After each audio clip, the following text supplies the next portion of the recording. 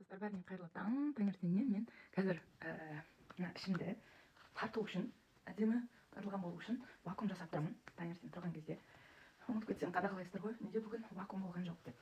Сонымен қазір бірінші лимфаны жүргізіп аламыз.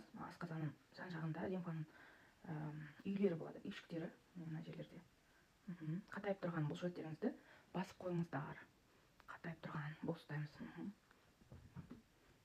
Мен массаждарда осыны ішіміз мынандай болып шығып кетпес үшін массажда осы жерге вицеральный массаж дейді, солай жасап тұрамын адамдарға.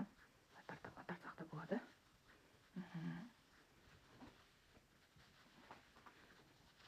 Сосын қазір вакуум жасаған кезде мына жерге бұлшықеттерді тартамыз, сосын астынан бұлшықеттер көтеріледі. Ал кеттік.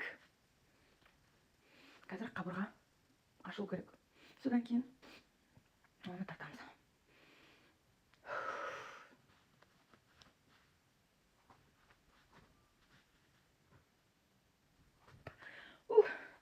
Тағы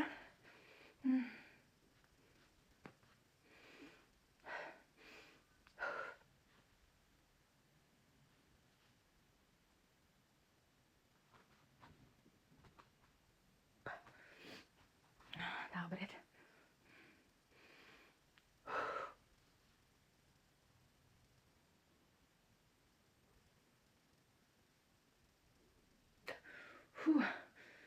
Тағы.